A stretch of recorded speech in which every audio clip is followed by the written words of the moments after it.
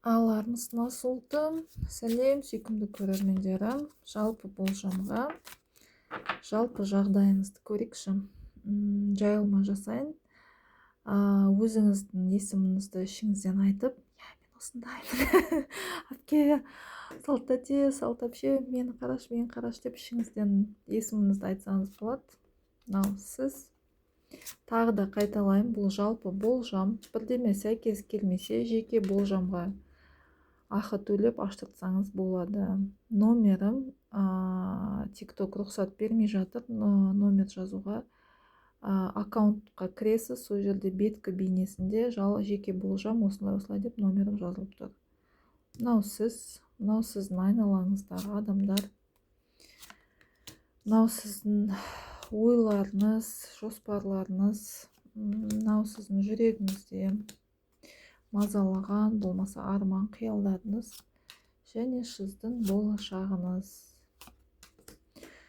Опырым деп бастайық. Маған кім келді екен, қандай сұлу патшайым келген екен. Оң солын танитын, етек жеңін жинаған, жас ерекшелігім.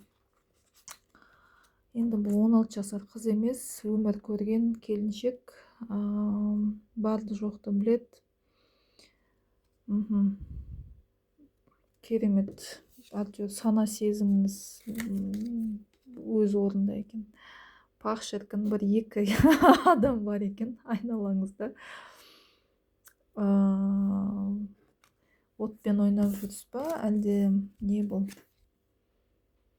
Дұрыс шешім қабылдапсыз. Бір оңбаған біреумен қош айтысып, өзіңізді жақсы ер азамат таңдаған екенсіз. Мен сіз үшін өте қуаныштымын. Қазір ойыңызда. Болмаса енді жалпы болжам болғаннан кейін бұл жерде бір ер азаматқа айналайын, орнын тап, есін барды елін тап дегенізді. Бастығыңыз сізді өте жақсы қолдайды, қорғайды екен, егер жұмыста болса. Енді бұл жеке өмір болғаннан кейін, енді жеке өмірде дұрыс шешім қабылдағансыз. Ойыңызда махаббат, арманым орындалды деп тұрсыз. Шын жүректен құттықтаймын. Жүрегіңізде ескіні әлі қоштаса алмай жатыр екенсіз. Дұрыс таңдау жасап алып, енді екі ойда болып тұрсыз ба, енді дұрыс шешім қабылдадым ба жоқ па деп.